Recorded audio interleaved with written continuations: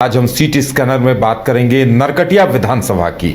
नरकटिया विधानसभा भी बिहार के चर्चित विधानसभाओं में से एक है और ये आता पूर्वी चंपारण जिले में है, लेकिन लोकसभा पश्चिमी चंपारण है और वहां के कई विधानसभाओं में से ये एक विधानसभा है। वहां के समीकरण क्या हैं और क्या कुछ वहां का इतिहास रहा है और किसका जोर चलता दिखा है, इन तमाम चीजों पर चर्चा करेंगे। हमारे साथ हमारे वरिष्ठ सहयोगी राकेश रंजन जी हैं। राकेश जी, नरकटिया के समीकरणों को, वहां के इतिहास को किस तरह से देख रहे हैं और इस बार किसका जोर वहां दिख रहा है?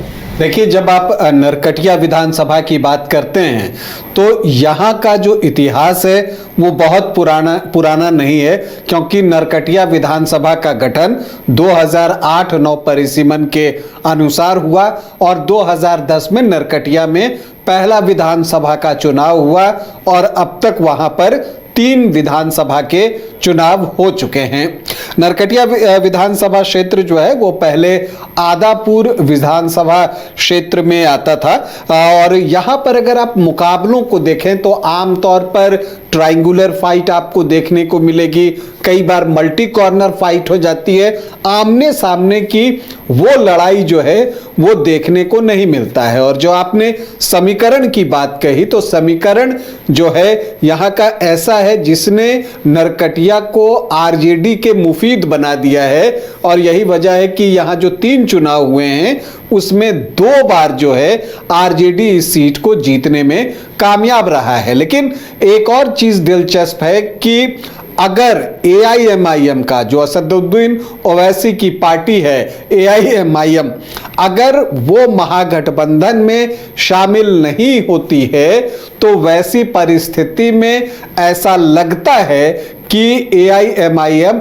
नरकटिया में चुनाव लड़ने की तैयारी में है, क्योंकि उसके संभावित प्रत्याशी जनसंपर्क कर रहे हैं। और अगर एआईएमआईएम यहां पर चुनाव लड़ती है तो फिर क्या होगा, ये एक बड़ा सवाल है। और एक दूसरा सवाल ये भी है कि यदि एनडीए एकजुट होकर यहां पर चुनाव लड़ता है तब क्या होगा। इन्हीं सब सवालों के जवाब ढूंढने की हम कोशिश करेंगे, जातीय समीकरण भी बताएंगे। लेकिन उससे पहले हम बता दें कि जो यहां पर अब तक 3 चुनाव हुए हैं उसमें आंकड़े हमें क्या समझा रहे हैं।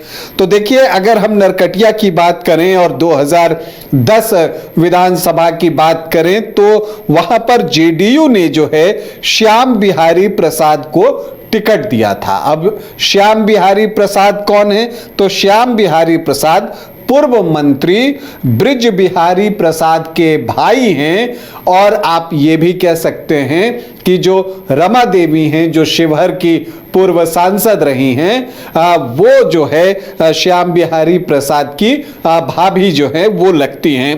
तो चूंकि श्याम बिहारी प्रसाद जब आदापुर विधानसभा क्षेत्र था तो ब्रिज बिहारी प्रसाद के बाद उन्होंने वहां से चुनाव लड़े और 3 बार आदापुर विधानसभा क्षेत्र से जीत हासिल की थी और 2005 में भी की थी। इसी वजह से ये सिटिंग सीट थी उनकी। जब नरकटिया विधानसभा क्षेत्र बना तो श्याम बिहारी प्रसाद को जेडीयू ने यहां से टिकट दिया। अब उनके सामने अगर हम उम्मीदवारों की बात करें तो एलजेपी से यास्मीन साबिर अली थे। हालांकि कांग्रेस ने भी सोनू कुमार को प्रत्याशी बनाया था और शमीम अहमद निर्दलीय चुनाव लड़ रहे थे। तो क्या कुछ होता है, श्याम बिहारी प्रसाद को 31,549 वोट आते हैं, मतलब 26.5% वोट। और एलजेपी की जो प्रत्याशी थी यास्मीन साबिर अली, उनको 23,861 वोट आते हैं, मतलब 20% के आसपास। शमीम अहमद जो निर्दलीय चुनाव लड़ रहे थे उनको 14,217 वोट आते हैं, मतलब 11.94% वोट। और कांग्रेस प्रत्याशी जो है वो चौथे पोजीशन पर चले जाते हैं, सोनू कुमार, 13,813 वोटों के साथ 11.6% उनका वोट था। फिर 2015 आता है। बिहार में राजनीति जो है वो करवट ले चुकी थी। जेडीयू एनडीए का साथ छोड़कर महागठबंधन में शामिल हो गया था, जेडीयू, आरजेडी और कांग्रेस का एक मजबूत गठबंधन बना था, तो बीजेपी एलजेपी के साथ जो है एक अलग गठबंधन में था, कुछ और पार्टियां भी इसमें शामिल थी। तो यहां पर एनडीए से जो टिकट मिलता है वो उपेंद्र कुशवाहा की पार्टी को मिलता है, आरएलएसपी के प्रत्याशी को, और संत सिंह कुशवाहा यहां से आरएलएसपी के टिकट पर चुनावी मैदान में उतरते हैं। और दूसरी तरफ जो महागठबंधन था, जहां जेडीयू, आरजेडी, कांग्रेस तीनों दल थे, उसमें ये सीट शेयरिंग में जो है वो आरजेडी को दी जाती है। और आरजेडी क्या करता है? आरजेडी करता है जो शमीम अहमद 2010 में निर्दलीय लड़े थे, उनको लालटेन का सिंबल पकड़ा देता है और लालटेन लेकर शमीम अहमद नरकटिया में उतर जाते हैं। सोनू कुमार निर्दलीय चुनाव लड़ रहे थे, फिर से एक ट्रायंगुलर फाइट यहां पर देखने को मिलती है। जो संत सिंह कुशवाहा थे उनको 55,136 वोट आए, मतलब 33.73%। शमीम अहमद को आ गए 75,118 वोट, मतलब 45.96%। तो 46% के आसपास वोट आए। और जो सोनू कुमार थे, जो निर्दलीय चुनाव लड़ रहे थे, उनको आए 12,890 वोट, मतलब 7.89% वोट। तो यहां पर शमीम अहमद को जीत मिली आरजेडी के प्रत्याशी 19,982 वोटों से। फिर 2020 का समय आता है, राजनीति फिर से एक करवट ले चुकी थी। जेडीयू जो है वो वापस से एनडीए फोल्डर में आ गया था। तो जो महागठबंधन है उसमें लेफ्ट की पार्टियां भी शामिल हो गई थी, कांग्रेस तो पहले से ही थी। सीट एक बार फिर से आरजेडी को ही मिलती है यहां से लड़ने के लिए, क्योंकि उसकी सिटिंग सीट थी। और दूसरी तरफ जेडीयू जो है एक बार फिर से श्याम बिहारी प्रसाद को यहां पर अपना सिंबल देकर चुनावी मैदान में उतार देता है। तो तीर के निशान पर श्याम बिहारी प्रसाद यहां पर चुनाव लड़ते हैं। लेकिन जो 2020 चुनाव का एक ट्रेंड था कि जहां जहां जेडीयू वहां वहां एलजेपी, तो यहां भी एलजेपी ने प्रत्याशी दिया। श्याम बिहारी प्रसाद जो हैं वो वैश्य वर्ग से आते हैं, एलजेपी ने भी वैश्य वर्ग से अपना प्रत्याशी दिया, और इसका नुकसान जो है श्याम बिहारी प्रसाद को उठाना पड़ा। श्याम बिहारी प्रसाद को आए 57,771 वोट, मतलब 31.53% वोट। और शमीम अहमद को आ गए 85,562 वोट, मतलब कि 46.69% वोट। और सोनू कुमार जो है उनको आए 20,494 वोट, मतलब 11.2% वोट।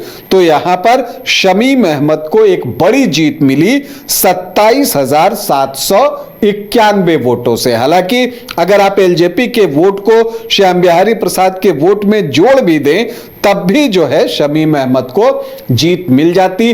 बाद में शमीम अहमद जो है जब महागठबंधन की सरकार बनी, नीतीश कुमार मुख्यमंत्री और तेजस्वी यादव उप मुख्यमंत्री बने, तो उस सरकार में मंत्री भी बने। तो यहां बड़े बड़े लोग चुनाव लड़ते रहते हैं। तो अभी तक जो 3 चुनाव हुए हैं उसमें आरजेडी 2, जेडीयू 1।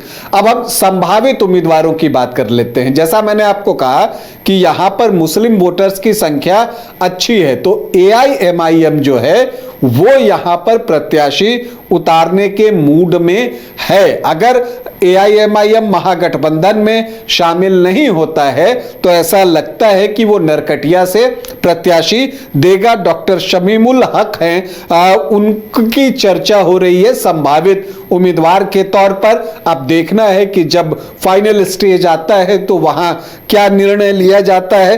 तो एक वो है।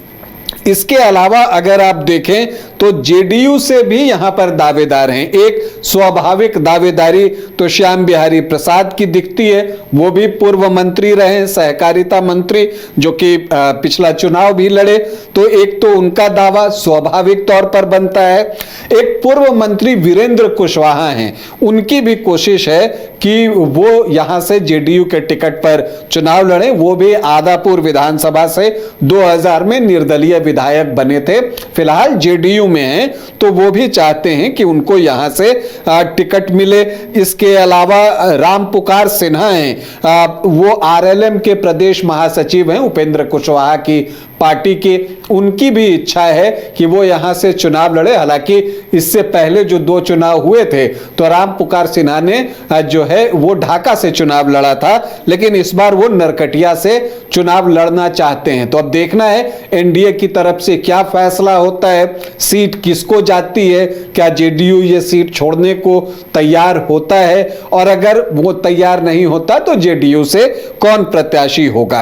अब अगर हम यहाँ के जातीय समीकरण की तरफ बढ़े तो जो एक अनुमान है यहां पर, अच्छा एक और बहुत दिलचस्प चीज है नरकटिया में, यहां नोटा में बहुत वोट पड़ते हैं, तो ये भी एक चुनौती है प्रत्याशियों के लिए। तबका ऐसा है जो प्रत्याशियों से हमेशा नाखुश रहता है। जी हां, तो यहां पर प्रत्याशियों के लिए भी एक चैलेंज है कि जो नोटा में वोट पड़ रहे हैं उनको अपनी तरफ वो शिफ्ट करें। देखिए 2015 में 8,938 वोट नोटा में पड़ गए थे, 5.47 5.5% वोट, और 2020 में भी लगभग 5,000 वोट जो है वो नोटा में पड़े हैं। तो ये एक दिलचस्प बात नरकटिया में देखने को मिली है। खैर हम जातीय समीकरण पर आते हैं, और जो जातीय समीकरण है जो एक अनुमान पर आधारित है, जो आंकड़े हमें अलग अलग सोर्सेस से मिलते हैं उनका विश्लेषण है, और उसके आधार पर जो है एससी जो हैं वो 9.3% हैं, जो मुस्लिम हैं 26.8%, मतलब 27% के आसपास। और इसीलिए मैंने आपको कहा कि अगर AIMIM जो है वो महागठबंधन में उसे शामिल नहीं किया जाता तो हो सकता है कि वो आपको नरकटिया से अपना प्रत्याशी दे, और उसके संभावित उम्मीदवार जनसंपर्क में भी लगे हुए हैं। यादव वोटर्स की संख्या यहां अच्छी है, 14 से 15%, तो जो MY बनता है वो आपको 41 से 42% का बन जाता है। और आप देखते हैं कि शमीम अहमद को पिछले 2 चुनाव से 46% के आसपास वोट भी आ रहे हैं। इसके बाद आप देखें यहां पर अगर हम सामान्य जाति की बात करें तो राजपूत 1.5 से 2%, भूमियार 4 से 5%, ब्राह्मण 2.5 से 3%, तो लगभग 10% जो है वो सामान्य जाति के वोटर हैं। अगर आप कोयरी कुर्मी को जोड़ दें, हालांकि यहां पर कुशवाहा जो हैं वो ज्यादा हैं, तो अगर इन दोनों को आप जोड़ दें तो वो 12 से 13% का आंकड़ा आता है, जबकि वैश्य यहां पर बड़ी संख्या में हैं, 17 से 18%, और यही वजह है कि यहां से श्याम बिहारी प्रसाद को जेडीयू जो है वो टिकट देता है। तो अगर आप दोनों तरफ से देखें MY 41-42%, और जब आप सामान्य जाति कोयरी कुर्मी और वैश्य को एक तरफ जोड़ते हैं तो ये भी 39 से 40% के आसपास का आंकड़ा पहुंचता है। हालांकि इस बार चूंकि VIP RJD के साथ है, तो अगर मल्लाह वोटर्स जो यहां 5-6% के आसपास हैं, अगर मुकेश सहनी वो वोट ट्रांसफर करवा देते हैं RJD में तो RJD की स्थिति और मजबूत हो जाएगी, लेकिन अगर वो नहीं होता तब उन्हें परेशानी हो सकती है। तो ऐसे में SC वोटर्स जो हैं, अनुसूचित जाति के वोटर्स जो हैं, वो आपको यहां पर निर्णायक होंगे। 9.3% ही हैं, लेकिन वो किस तरफ ज्यादा जाते हैं। और इस एक और चीज जो यहां पर निर्णायक साबित हो सकती है वो ये है कि AIMIM कितने दम से यहां पर चुनाव लड़ता है, क्योंकि यहां पर जो MY आप देख रहे हैं वो मुस्लिम प्लस यादव से बन रहा है। अगर मुस्लिम वोटों में सेंधमारी AIMIM कर देता है तो वैसी परिस्थिति में परिणाम पर असर पड़ सकता है। लेकिन यह भी देखना, ये एक तरह से असदुद्दीन ओवैसी की परीक्षा भी आप कह लीजिए है, क्योंकि यहां पर 26.8% मुस्लिम वोट हैं। हमने देखा है जहां 60, 65, 70, 75% वोट होते हैं मुस्लिम समाज से, तो वहां तो ओवैसी को वोट मिलते हैं, लेकिन जहां पर 26%, 30%, 40% तक भी अगर हो तो वहां उस रेशियो में जो है ओवैसी की पार्टी को वोट नहीं मिलते, क्योंकि उन्हें यह रहता है कि अगर वोट बटा तो इसका लाभ जो है वो एनडीए उठाकर ले जा सकता है। तो एक दिलचस्प चुनावी परिदृश्य यहां पर बनता चला जा रहा है। जब जैसे जैसे पार्टियां अपने प्रत्याशियों के नाम की घोषणा करेगी और ये घोषणा करेगी कि ये पार्टी चुनाव लड़ रही है, अमुक पार्टी चुनाव लड़ रही है, तो इसका विश्लेषण और बेहतर ढंग से किया जा सकेगा। फिलहाल नरकटिया में जैसा मैंने कहा, दोनों का बेस वोट जो है वो 40+ में दिखता है, तो एक कांटे का मुकाबला नरकटिया में हो सकता है। तो चलिए, नरकटिया में एक कांटे का मुकाबला दिखेगा और ओवैसी की भूमिका, उनका प्रत्याशी कौन होगा, इस पर भी बहुत कुछ निर्भर करेगा।